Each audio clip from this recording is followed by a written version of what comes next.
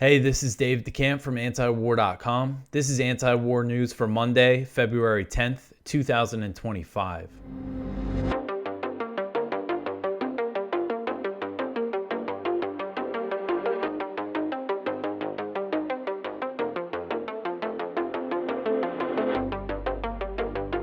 All right, the first story at the top of antiwar.com today, Netanyahu plans to sabotage Gaza truce.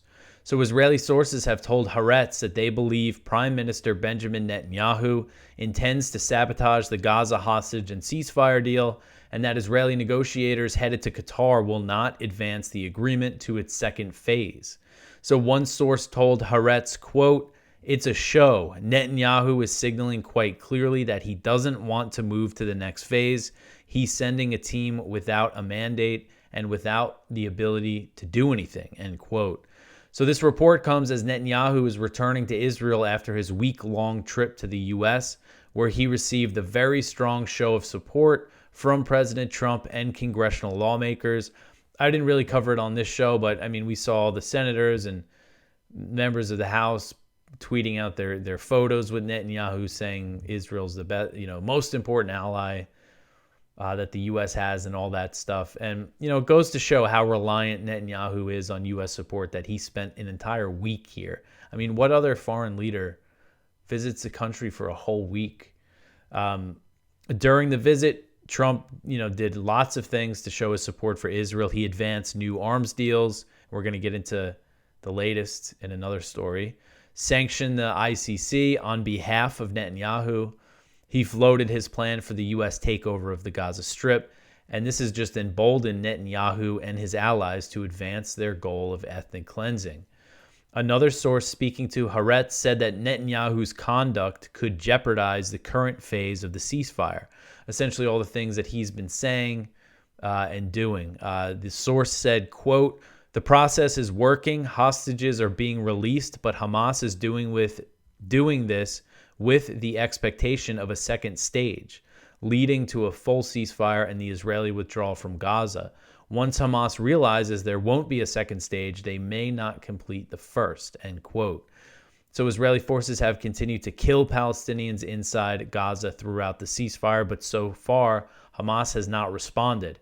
And I think it's possible that Israel could ramp up the violence in Gaza in an effort to provoke Hamas as a way to restart its genocidal war with U.S. support. So they could say, oh, look, it's Hamas's fault. We got to restart. And one of the sources speaking to Haaretz said that the images of Hamas fighters in Gaza during hostage releases have hurt Netanyahu's support among the Israeli right wing, which includes Finance Minister Bezalel Smotrich, who has threatened to quit the government if military operations do not resume after the first phase. The source said, quote, "Right-wing voters see that we haven't defeated Hamas and its operatives are still roaming with weapons. The signs on stages in Gaza during the hostage return events mock Netanyahu and his reference for total victory. Netanyahu knows he doesn't have a government if he proceeds with the deal," end quote. And of course, Netanyahu had sabotaged previous rounds of negotiations before the current ceasefire deal was reached in August. Sorry, I said August, reached in January. I got to fix that. Former Israeli Defense Minister Gallant, who is also wanted by the ICC for his role in war crimes in Gaza, said in an interview last week that a proposal Hamas had agreed to in July 2024 was identical to the current one. So 6 months earlier, Gallant is admitting Hamas agreed to the deal, but Netanyahu did everything he could to sabotage it. And in those 6 months, how many more Palestinians were killed? Gallant says more Israeli hostages were killed in that time. So we'll see. I mean, hopefully this thing holds, but things are just looking very shaky right now. And the next one here, Trump says that he's committed to buying and owning Gaza. So Trump is tripling down on this idea of a U.S. takeover of Gaza. On Sunday, President Trump continued to push his idea for a U.S. takeover of the Gaza Strip, saying he was committed to owning the Palestinian territory.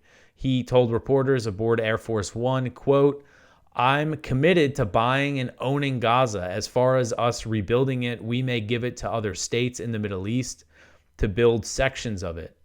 end quote. The president said it would be a big mistake to allow Palestinians to return to Gaza once they're removed, despite the White House previously walking back his call for the permanent expulsion of Palestinians from Gaza.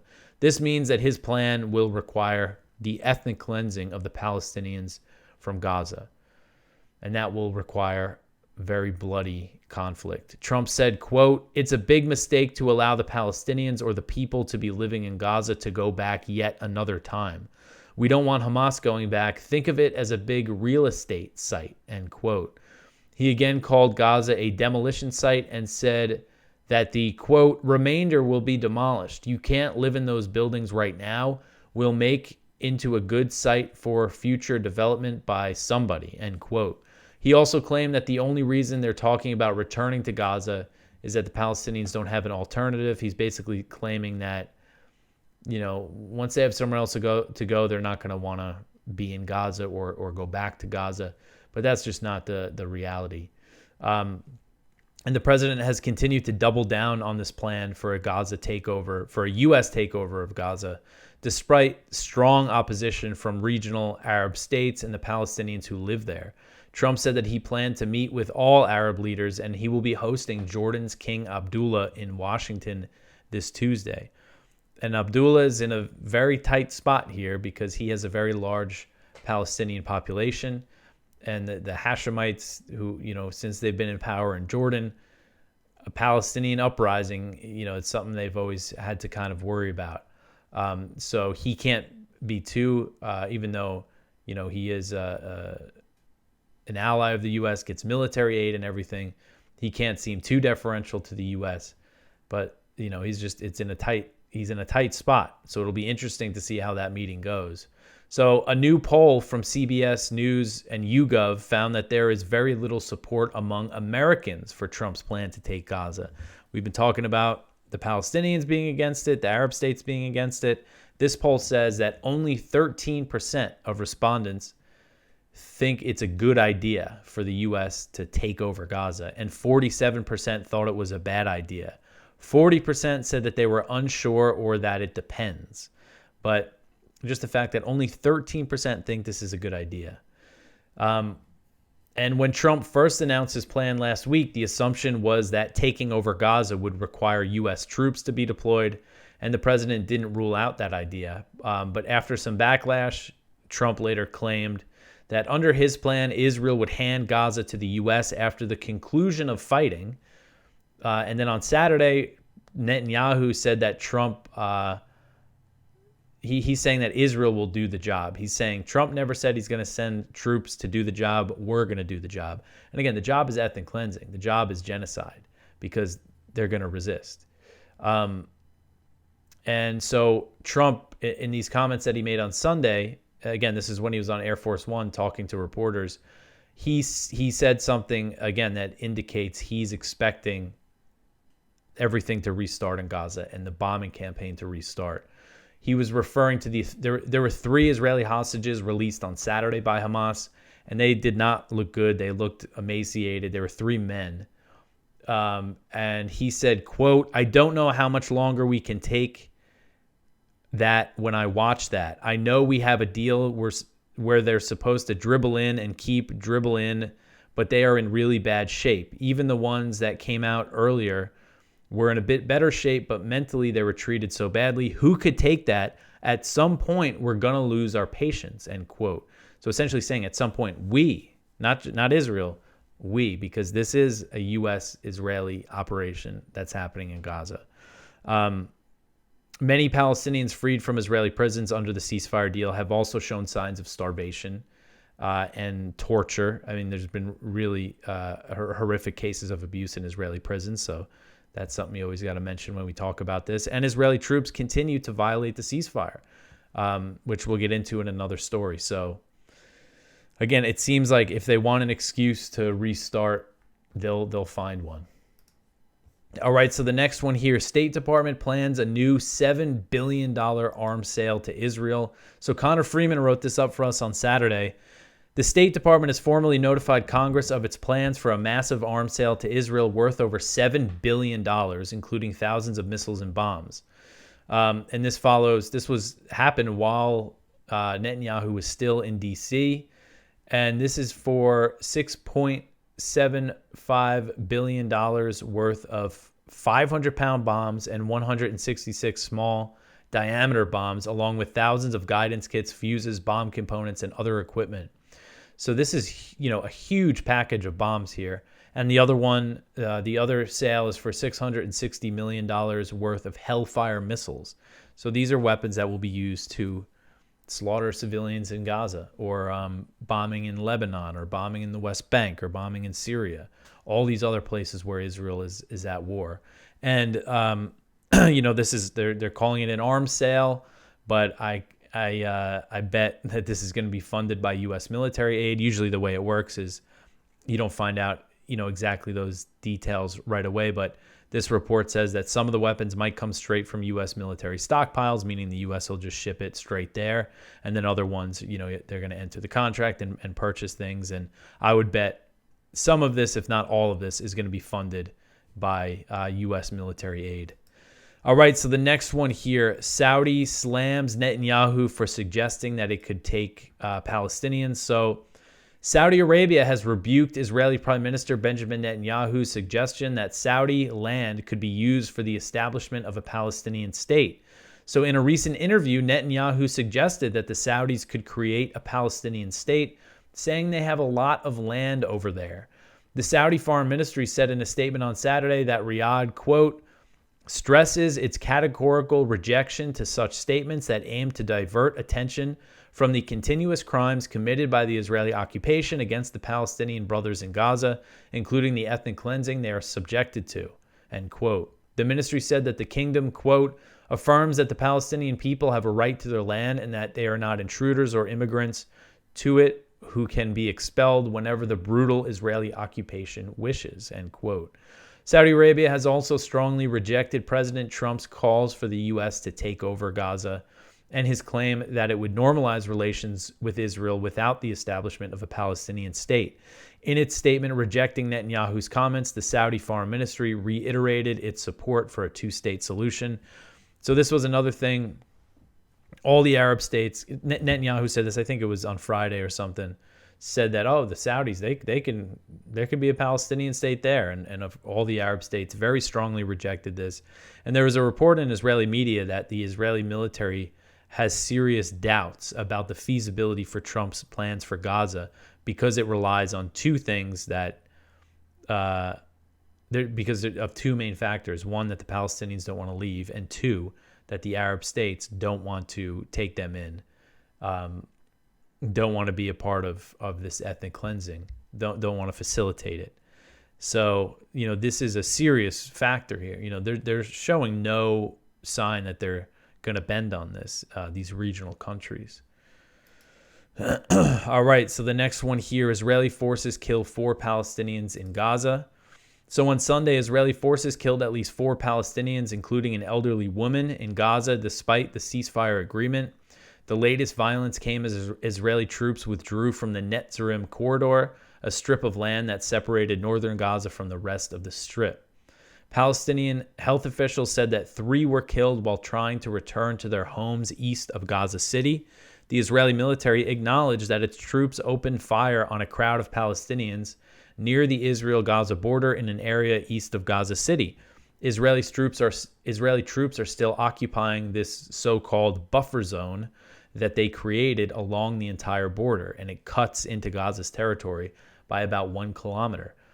So they're not even saying that they were armed or anything. From what I saw, the Israeli statement didn't claim that they saw this group of Palestinians was armed. They just said they were approaching us, they were near us, and we fired on them. It said that they were a few hundred meters away when they fired. So they killed 3 in that incident, and then an elderly woman was killed near the southern city of Khan Yunis. The circumstances of her death are unclear. But basically, we've seen them over 80, at least, it's probably over 90 at this point.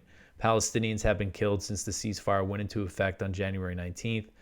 And in all these situations, it seems to be they're just walking too close to the Israeli troops, and they just open fire and kill them. And, there's been other cases where they bomb cars and drones have killed people. But And then so the Netzarim corridor. So this is a sign, I'm not being too hopeful about the ceasefire holding, but Israel did withdraw from the Netzarim corridor, which again is this strip of land where they basically demolished every building in sight. And so now Palestinians can move freely to North Gaza and to the south without having to go through an Israeli checkpoint.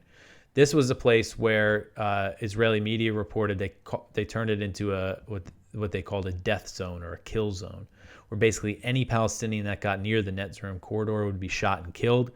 And they shot and killed a whole bunch of unarmed civilians and counted them as terrorists. And as the Israeli troops were leaving, Palestinians went in and they uncovered some mass graves, bodies kind of strewn around, skulls, because of people were just shot and left to die. And their bodies were just left there. All right, so the next one here, Israeli military kills a pregnant woman in the West Bank. So on Sunday, a pregnant Palestinian woman was among 2 killed by Israeli forces during a raid in the Nur Shams refugee camp near the northern West Bank city of Tulkarm. Sundis Shalabi, 23, who was 8 months pregnant, was shot by Israeli gunfire while traveling in a car with her husband and 2 children. The husband was also critically injured in the attack. Palestinian officials said the Israeli military blocked access to the car, making it impossible for paramedics to attempt to save Shalabi and her unborn child. The Palestinian Foreign Ministry said that Israeli forces obstructed the ambulance from reaching the injured and trying to rescue them. So Khalad Badar, a journalist who spoke with Middle East Eye about the incident, said that the ambulance was blocked for about a half hour. Later in the day, another woman, a 21-year-old, was shot and killed by Israeli forces. And this is part of these expanded raids and attacks in the West Bank, what they're calling Operation Iron Wall. They launched this on January 21st, 2 days after the Gaza ceasefire. And we're seeing in this city, Tulkarm and in Jenin, they're destroying the infrastructure, tearing up roads with bulldozers, blowing up houses. We're seeing similar things here, and residents of the area are calling it like a small scale Gaza because of what they're doing with the infrastructure. So this is, there's the ceasefire in Gaza. Obviously, people are still being killed, but at a much lower scale than before. Not that that excuses it, but it's just important, I think, because a lot of people don't understand that they launched this big new operation in the West Bank. So the U.S. is still supporting all this, our government, by supplying weapons, military aid, all this political support, are supporting these operations in the West Bank, the occupation of southern Lebanon, the occupation of southern Syria, just a lot of things that Israel is still up to. All right, so the next one here, Gallant confirms issuing Hannibal Directive on October 7th. So this article is from The Cradle. Former Israeli Defense Minister Yoav Gallant has acknowledged ordering the army to use the Hannibal Directive to kill Israeli civilians and soldiers during the Hamas attack on October 7th, 2023. During an interview with Israel's Channel 12 on February 7th, Gallant admitted to ordering the controversial protocol that involves killing captives along with their captors. Essentially, what it means is to prevent an Israeli. Initially, the policy was for soldiers, prevent an Israeli soldier from being taken hostage by any means necessary. And then the Israeli media reports have revealed that, yes, the Hannibal Directive was issued on October 7th, and that for the first time it also applied to civilians being taken hostage into Gaza. They blew up a lot of cars. We don't know the exact number of how many of the deaths the Israelis were killed by the Israeli military, but we saw the aftermath, all the cars that were blown up and everything. I'm sure a lot of people have seen those pictures. So Gallant was asked about this, if the Hannibal Directive was used. He said, quote, "I think that tactically in some places it was given and in other places it was not given, and that is a problem," end quote. So kind of a big admission. As far as I know, I think some lower level, like military Israeli officers, basically said Hannibal was directed, and we knew it from the media reports, but this is the Israeli defense minister at the time saying that, yeah, in fact, Hannibal was ordered. All right, so the next one here, Trump says that he talked with Putin. So President Trump told the New York Post on Friday that he's spoken by phone to Russian President Vladimir Putin about the war in Ukraine, a claim the Kremlin said that it could not confirm or deny. So this is kind of strange. When asked how many times he's talked with the Russian leader, Trump said that he did not want to say. He said that Putin wanted to see an end to the war and the dying on the battlefield. He said, quote, "All those dead people, young, beautiful people, they're like your kids, 2 million of them, and for no reason," end quote. So that's one thing Trump's been saying, is he's claiming that the real death toll is in the millions in Ukraine. The president said that he hopes the war ends soon, but it's unclear how that might happen. He's basically just, again, saying, I want it to end. I want the dying to end. And so, again, this is kind of strange. Trump says that he spoke with Putin. And then the Kremlin's response was essentially Dmitry Peskov, the Kremlin spokesman, said, I'll just paraphrase it because it's a very long quote. But essentially he said, there's been some communications, but I can't really confirm or deny if there was a conversation between Trump and Putin, which again is strange because presidents usually don't, when it comes to stuff like this, I don't see the reason why to keep it a secret unless they want to keep it from Ukraine. So Zelensky said on Sunday that he was willing to enter talks with Russia as long as the West provided security guarantees as part of a future deal, which that's something Russia is not likely to accept. But hopefully, there is some real talks going on between Putin and Trump, between Russia and the U.S. that can put an end to the dying, because in the meantime, the fighting continues and the U.S. weapons shipments continue to flow to fuel this proxy war. All right, so the next one here, Zelensky interested in Trump's rare earth idea and says, let's do a deal. So Zelensky said in an interview on Friday that he was interested in President Trump's proposal for a deal that would involve the U.S. getting access to Ukraine's rare earth minerals in exchange for continued military aid. Zelensky said, quote, "If we are talking about a deal, then let's do a deal. We are only for it. The Americans help the most, and therefore the Americans should earn the most. And they should have this priority, and they will. I would also like to talk about this with President Trump," end quote. So this isn't a good sign, because Trump is essentially saying, we'll get the rare earth, we'll keep giving them the military aid, or maybe Zelensky seems to be saying security guarantees is something. So not a good sign for the prospects of the war ending anytime soon. Again, some kind of deal where the U.S. gives any sort of substantial military aid to Ukraine, helps maintain its military. I just don't see Russia going for anything like that anytime soon. All right, so the next one here, USAID shutdown causes cash shortage for Ukrainian and Russian media. So this article is from Kyle Anzalone at the Libertarian Institute. So Donald Trump's shutdown of USAID has had a significant impact on several media outlets in Russia and Ukraine. Worldwide, the agency has provided nearly $500 million in funds to media outlets. So this is funny because the Washington Post is saying, the headline and what they say in the article is that this is cut funding to independent Ukrainian and Russian media outlets.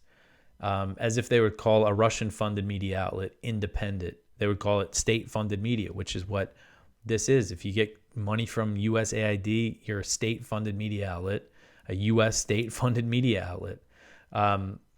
And I know one of the big ones, it's like a Russian opposition media outlet. I think they're based in the Baltic states now. Is it Meduza or something like that? They've been affected by this.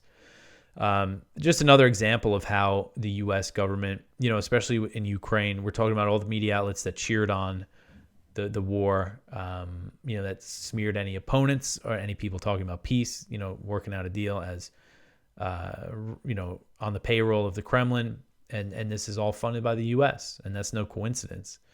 And WikiLeaks put out this big tweet about the Internews Network, which is this NGO that funds all these media outlets. And I've heard of them before, but I didn't realize how much they were funded by the U.S. WikiLeaks says USAID has pushed nearly $500 million through this secretive U.S. government-financed NGO, Internews Network.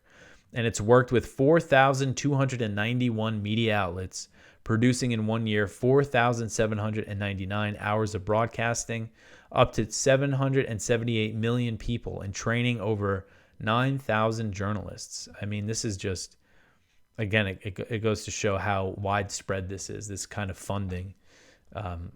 It's no small thing. All right, so the next one here, Lebanon defies Trump. Hezbollah allies join government. So this article is from Jason Ditz. So the Trump administration's efforts to dictate terms on the new Lebanese government's cabinet appears to have failed spectacularly. The new Lebanese cabinet has been announced, and it includes multiple members from both the Hezbollah and the Shiite Amal movement, which they're aligned with Hezbollah. The administration has been browbeating Lebanon for weeks on this issue, insisting that no Shiite could be allowed to hold the finance ministry and calling any Hezbollah representation in the government a red line as recently as yesterday. So Jason wrote this on Saturday. And this is one of Trump's new, Morgan Ortagus. She's Trump's deputy Middle East envoy. She went over to Lebanon and she said that it's a red line for Hezbollah to be in the government. New government forms, and Hezbollah is in it. In the end, finance minister is Yassin Jabir, a member of the Amal movement and a Shiite. And the report said that they didn't want any Shiite representation in the government, not just no Hezbollah. I don't think she said that publicly, but that's what the reports were saying. And so the public health ministership is going to Rakan Nasruddin, a vascular surgeon supported by Hezbollah. So that means Hezbollah has a cabinet position, and the new labor minister is a Hezbollah guy too. So again, Lebanon did not listen to the threats from the U.S. because apparently I think the implication was that they might lose out on some Saudi funding for their reconstruction. All right, so the next one here, 6 killed in East Lebanon as Israel escalates airstrikes. This is another one from Jason. So Israel commits multiple violations of the ongoing Lebanon ceasefire daily, but this weekend those violations seem to be intensifying in scope and casualty figures. The largest incident over the weekend was near the town of Janta along the Syria border. An Israeli drone attacked an area in the Al-Shara neighborhood, killing at least 6 people and wounding 2 others. There has been no confirmation of who the slain actually were, though Lebanon's government has condemned the attack. The IDF is claiming that they targeted a strategic weapons manufacturing and storage site belonging to Hezbollah. They added that the existence of the facility was a violation of the ceasefire.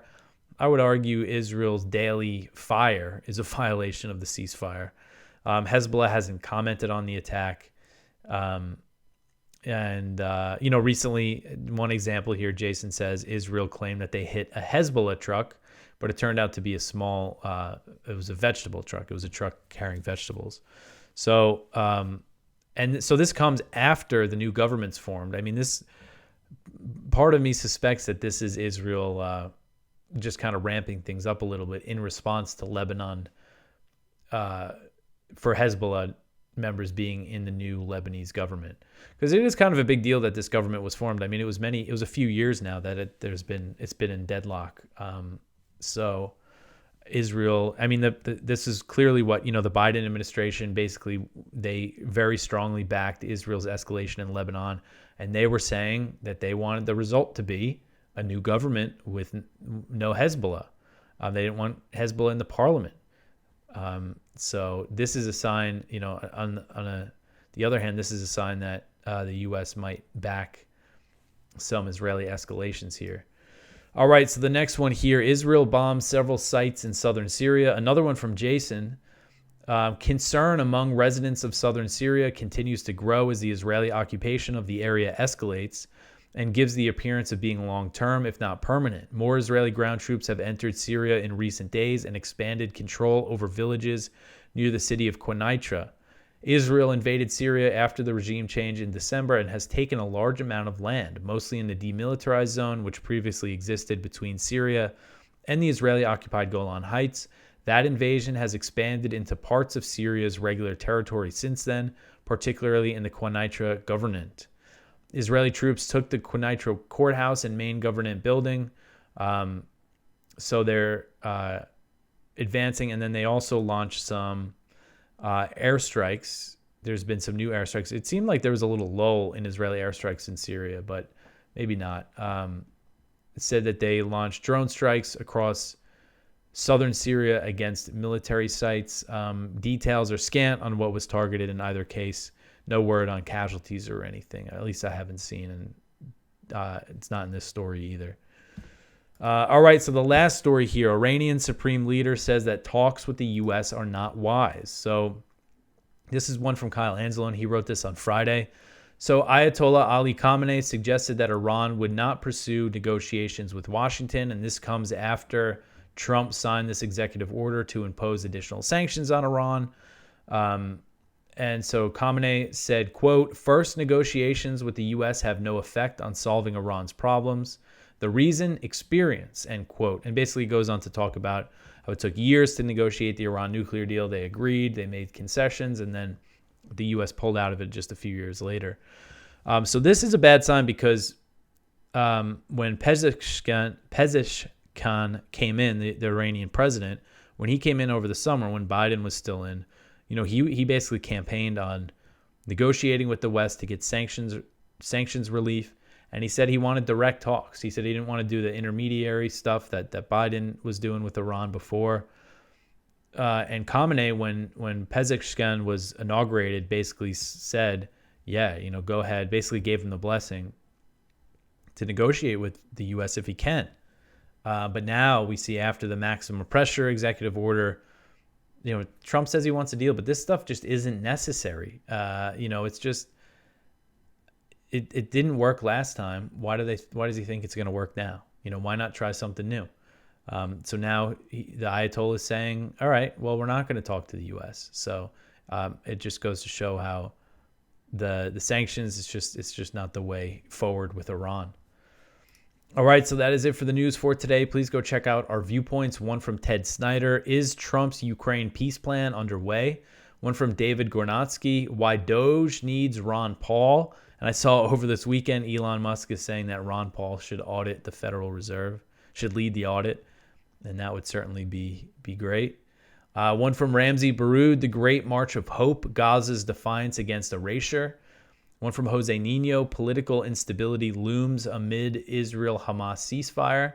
And our spotlight is from Maron Rapoport over at 972 Magazine: The damage of Trump's Gaza plan has already been done. So please go check all of that out. Ton of stuff happening, lots of stuff in the lower part of the page. A lot about the conflicts in Sudan and the Congo, which are, very heavy fighting. Sometimes people ask me why I don't cover those conflicts. And I mean, the fact is I focus on the conflicts that the U.S. is involved in directly or by proxy, like Ukraine. And there's just so much of that to cover. But there certainly is a lot of horrific war happening elsewhere, of course, but particularly in Sudan. So go check that out. Check out our blog. Lots of stuff there. You could always support this show by sharing it. Tell your friends about antiwar.com. Like, subscribe, comment. Follow us on social media, Instagram, TikTok, which is doing pretty good. We're over 4,000 followers now. What's the other thing we use? Twitter or X. Follow us on there. You could follow my personal account on there as well. I will be back tomorrow with some more news. Thanks for listening.